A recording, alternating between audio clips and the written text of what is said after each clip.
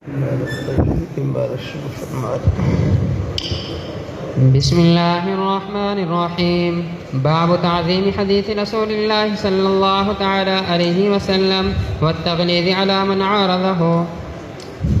وبه قال حدثنا أبو بكر بن أبي شيبة قال حدثنا زيد بن الحباب عن معاوية بن صالح قال حدثني الحسن بن جابر عن المقدام بن معد كرب الكندي رضي الله تعالى عنه أن رسول الله صلى الله تعالى عليه وسلم قال يوشك الرجل متكئا على أريكته يحدث بحديث من حديثي فيقول بيننا وبينكم كتاب الله عز وجل فما وجدنا فيه من حلال استحللناه وما وجدنا فيه من حرام حرمناه على وإنما حرم رسول الله صلى الله عليه وسلم مثل ما حرم الله. وبه قال حدثنا نصر بن علي الجهذمي قال حدثنا سفيان بن عيينة في بيته أنا سألته عن سالم أبي النضر ثم مر في الحديث قال أو زيد بن أسلم عن عبيد الله بن أبي رافع عن أبيه رضي الله تعالى عنه أن رسول الله صلى الله تعالى عليه وسلم قال لا ألفين أحدكم متكئا على أريكته يأتيه الأمر مما أمرت به أو نهيت عنه فيقول لا أدري ما وجدنا في كتاب الله اتبعناه. وبه قال حدثنا أبو مروان محمد بن عثمان العثماني قال حدثنا إبراهيم بن سعد بن إبراهيم بن عبد الرحمن بن عوف عن أبيه عن القاسم بن محمد عن عائشة رضي الله تعالى عنها أن رسول الله صلى الله تعالى عليه وسلم قال من أحدث في أمرنا هذا ما ليس منه فهو رد. وبه قال حدثنا محمد بن يحيى النسابوري قال حدثنا عبد الرزاق أخبرنا معمر عن الزهري عن سالم عن ابن عمر رضي الله تعالى عنهما أن رسول الله صلى الله تعالى عليه وسلم قال لا تمنعوا إماء الله أن يصلين في المسجد فقال ابن له إنا لنمنعهن قال فغضب غضبا شديدا وقال أحدثك عن رسول الله صلى الله تعالى عليه وسلم وتقول إنا لنمنعهن. وبه قال حدثنا محمد بن رمح وبه قال حدثنا محمد بن رمح بن المهاجر المصري أنبأنا الليث بن سعد عن ابن شهاب عن عروة بن الزبير أن عبد الله بن الزبير رضي الله تعالى عنهما حدثه أن رجلا من الأنصار خاصم الزبير عند رسول الله صلى الله تعالى عليه وسلم في شراج الحرة التي يسقون بها النخل فقال الأنصاري يصلح الماء يمر فأبى عليه فاقتسم عند رسول الله صلى الله تعالى عليه وسلم فقال رسول الله صلى الله تعالى عليه وسلم اسق يا زبير ثم أرسل الماء إلى جارك. فغضب الأنصاري فقال يا رسول الله أن كان ابن عمتك فتلون وجه رسول الله صلى الله تعالى عليه وسلم ثم قال يا زبير اسق ثم احبث الماء حتى يرجع إلى الجدر. فقال الزبير والله إني لا أحسب هذه الآية نزلت في ذلك فلا وربك لا يؤمنون حتى يحكموك فيما شجر بينهم ثم لا يجدوا في أنفسهم حرجا مما قضيت ويسلموا تسليما. جزاك الله.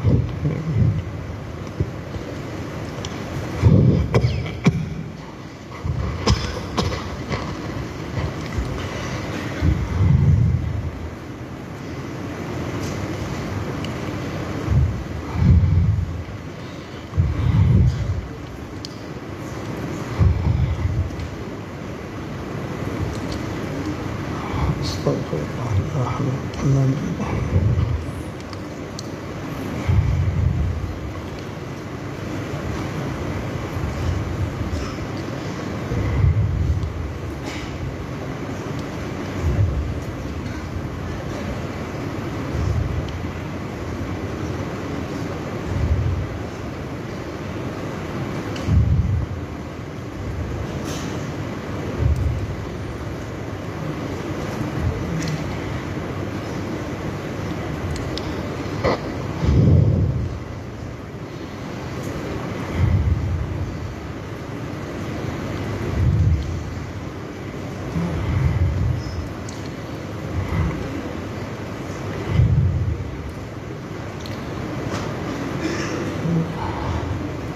کلا کی خدمت میں پوچھ رہا تھا سم بکم عمی کون سا صیغہ ہے؟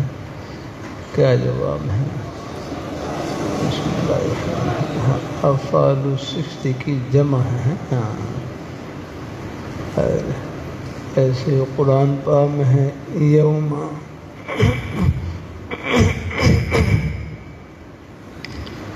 قرآن پاک میں یوم یجعل الولدان شیبا السماء. یوم یجعل الولدان شیبا السماء.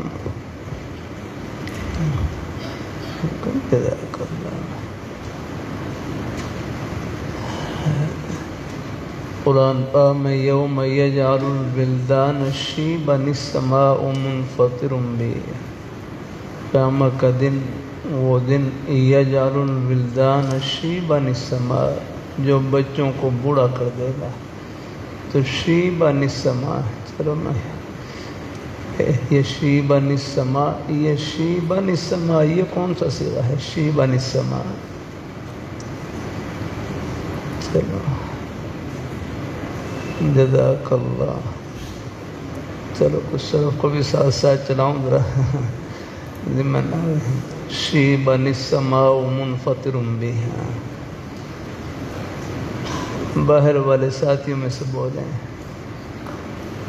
براؤنڈے والے ساتھی بولیں شیبا السماء. قرآن پاک میں جزاک اللہ.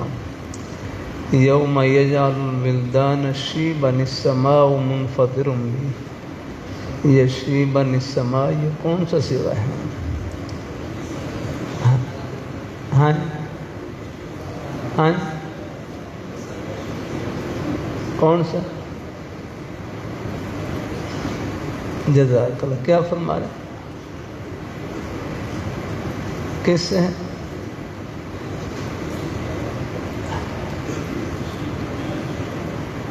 کیا فرما رہے ہیں؟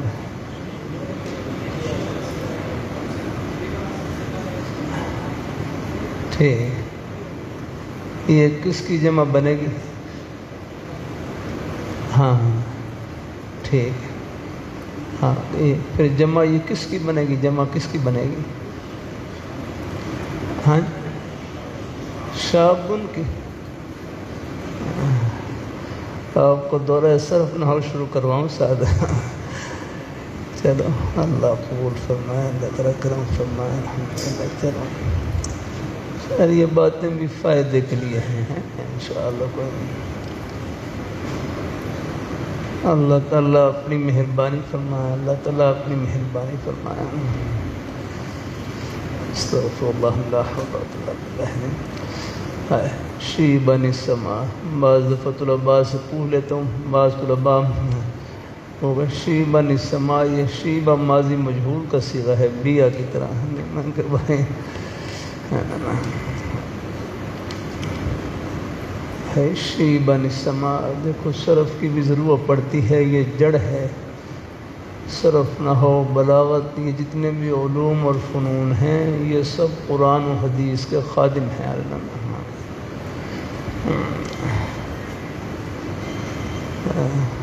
شیبا السماء یہ ہے، یہ اصل میں ہوئی نا شیب. یہ شیبا السماء یہ افعال صفت کی جمع ہے. جیسے فرمایا یہ اشیب کی جمع ہے. اشیب کیا، اشیب کا معنی ہے بوڑھا ہونا. شیبا السماء یہ شیبن ہے. شیبن جیسے ابیض کی جمع کیا آتی ہے؟ ابیض. ابیض یہ افعال صفتی ہے. افعال صفتی کہتے ہیں جو صفت والے معنی بدلا کرے، یعنی جس میں رنگ اور عیب والا معنی موجود ہو. جس میں رنگ اور عیب والا معنی.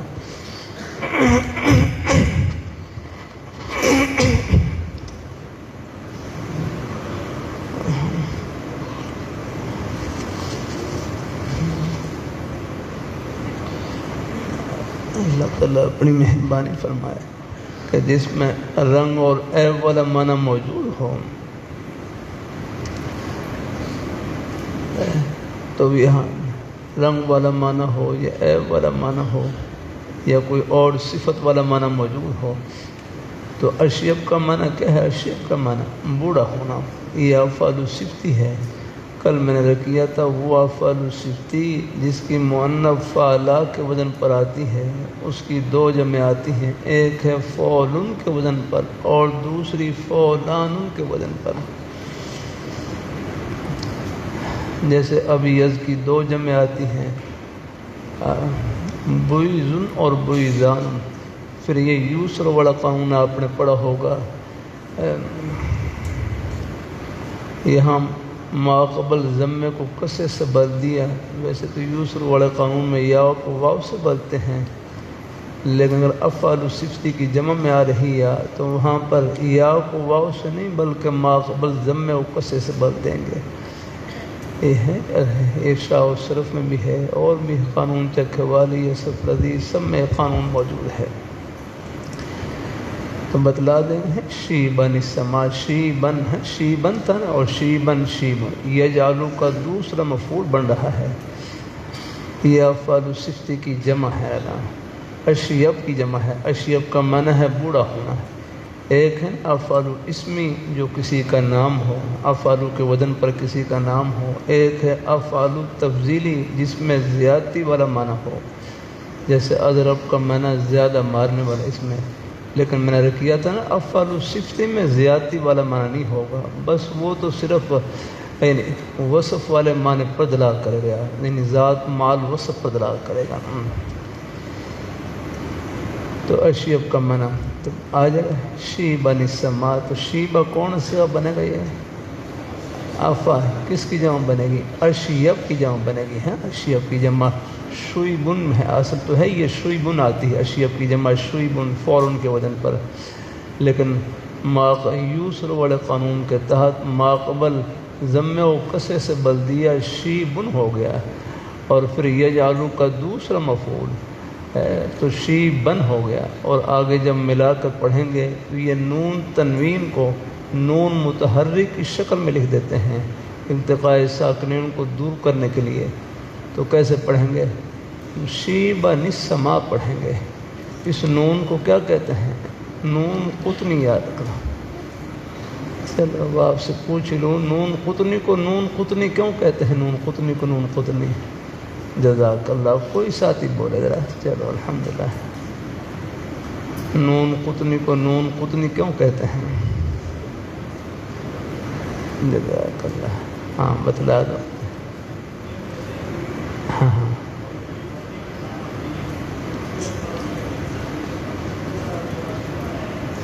چلو ٹھیک، جزاک اللہ، ماشاء اللہ۔ کچھ نہ کوئی امید الحمدللہ ہے۔ چلو ساتھیوں کو انشاءاللہ اندازہ ہوگا، بہر ساتھیوں کے ذہن میں جواب ہوگا بھی الحمدللہ۔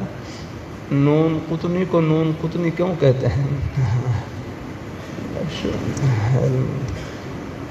شروع میں میرے ذہن میں بھی جواب نہیں تھا، تو میں دورے میں طلباء سے، وہ شعبان کے دورے میں طلباء سے پوچھ رہا تھا، پھر ہاں پشا، اور پھر جامعہ عثمانیہ کے ایک طالب علم تھے، انہوں نے پھر کھڑے ہو کر جواب دیا ماشاءاللہ۔ نون قطنی کو نون قطنی کیوں کہتے ہیں؟ کہ قطن روئی کو کہتے ہیں، قطن طوا سے ہے نا، طوا سے قطن روئی کو کہتے ہیں۔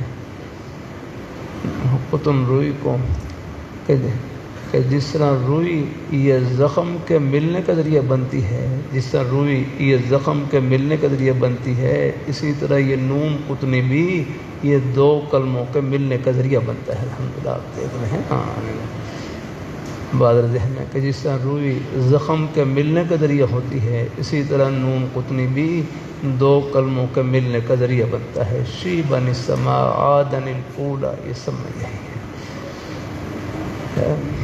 جیسے حکیم الامت تھانوی رحمۃ اللہ علیہ، حکیم الامت تھانوی رحمۃ اللہ علیہ کے ایک ساتھی، ایک ہماسر ایک ساتھی ملنے کے لیے آئے۔ عرقی حرت، جو کتابیں آپ نے پڑھی ہیں وہی میں نے پڑھی ہیں، جو کتابیں آپ نے پڑھی ہیں وہی کتابیں ہم نہیں پڑھی ہیں، یہ آپ سے اللہ تعالیٰ اتنا کام لے رہے ہیں، اس کی کیا وجہ ہے؟ تو حضرت فرمانے لگے میں نے کتب بینی بہت کی ہے، کتب بینی ہے، یہ طوا سے قطب بڑا قاف اور طوا، کہ میں نے کتب بینی بہت کی ہے۔ یہ جگہ ہے حکیم الامت تھانوی رحمۃ اللہ فرمانے لگے میں نے 3 کتابیں پڑھی ہیں، 3 کتابیں، خیر یہ درسی کتابیں تو خیر ہیں، اس کے علاوہ 3 کتابیں ہیں، حضرت حاجی امداد اللہ مہاجر مکی رحمۃ اللہ علیہ، حضرت شیخ رحمہ اللہ تعالی۔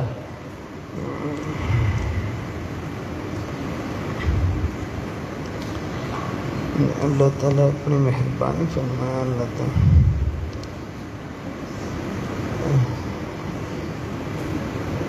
تعالیٰ اپنی مہربانی فرمائے، اللہ تعالیٰ۔ چلو ٹھیک ہے انشاءاللہ، اللہ تعالیٰ مہربانی فرمائے، اللہ تعالیٰ اپنی شی بن سما پوچھ رہے ہیں کہ یہ الف کیوں نہیں گرا؟ بس یہ نصب پر دلال کرنے کے لیے ہیں، چلو ایسے نصب کی دلاؤ کو باقی رکھنے کے لیے الف کو باقی رکھا گیا ہے۔ آگے چلیں، باقی تو خیر اور بھی وہ جو ہوں گی الحمدللہ کی رحمت سے انشاءاللہ۔ اللہ تعالیٰ اپنی مہربانی فرمائے، اللہ تعالیٰ اپنی بارگاہ مقبول فرمائے۔ اللہ تعالیٰ شی بن السما پوچھ رہے ہیں کہ الف کیوں نہیں گرا ہے، الف یا رکھا؟ میں کہا بھائی شی بن ہے یا رکھا، تو نصب کی دلاؤ کو باقی رکھنے کے لیے کہ یہاں پر نصب تھی اس کو پر اور بھی توجیہ ہوں گی۔ تو حضرت فرمائے لگے میں نے 3 کتابیں پڑھی ہیں، کتب بینی کیوں کی ہے، یعنی ایک حاجی امداد اللہ مہاجر مکی رحمۃ اللہ علیہ، اور دوسرا حضرت شیخ رحمہ اللہ تعالیٰ، تیسرے حضرت مولانا یعقوب نانوتوی رحمۃ اللہ علیہ۔ بہرحال یہ اپنے بڑوں کی جو نیک صحبت ہے یہ بھی کہاں سے کہاں پہنچا دیتی ہے، الحمدللہ۔ جزاک اللہ۔ اب ذرا معنی کریں گے، وصلی اللہ وسلم علی سیدنا، صلی کا میں نے رکھیا تھا، یہاں صلی کی نسبت کس کی طرف ہے؟ ہاں صلی کی نسبت اللہ تعالیٰ کی طرف ہے، تو جب صلاۃ کی نسبت اللہ تعالیٰ کی طرف ہو تو اس کا معنی کیا کریں گے؟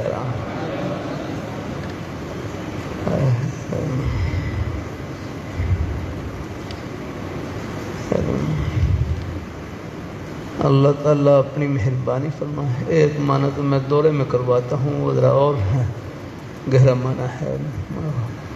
بخاری شریف کی پہلی حدیث شریف کا اجرا ہوتا ہے تو اس میں پھر باب کیف کان بدء الوحی الی رسول اللہ صلی اللہ علیہ وسلم وقول اللہ عز وجل، وہاں پر صلی اللہ علیہ وسلم کا یہ مبارک جملہ دعائی آتا ہے، وہاں پر وقول اللہ عز وجل وصلی اللہ علی سیدنا، کیسے معنی کریں گے؟ مختصر معنی یہی ہے، صلی اللہ علی سیدنا، کیا معنی؟ اللہ تعالیٰ کی رحمتیں نازل ہوں۔ پھر آپ نے ضابطہ پڑھا ہوگا، آمدہ ماضی بمعنی مضارع چن جا، عطف ماضی در مضارع بر مضارع در مقام ابتدا۔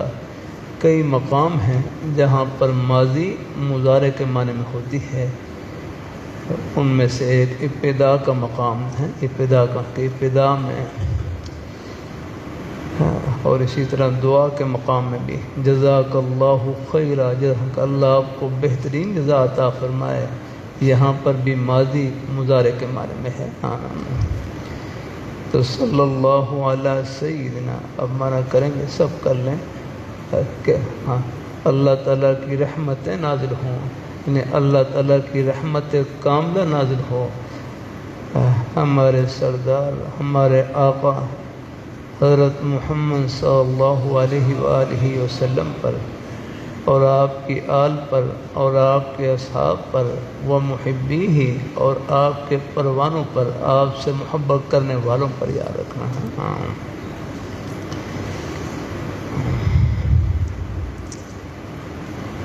جزاک اللہ۔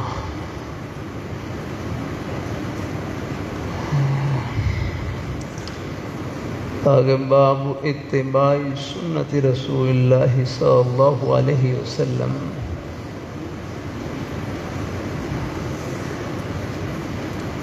کیسے چلوں گا بھائی؟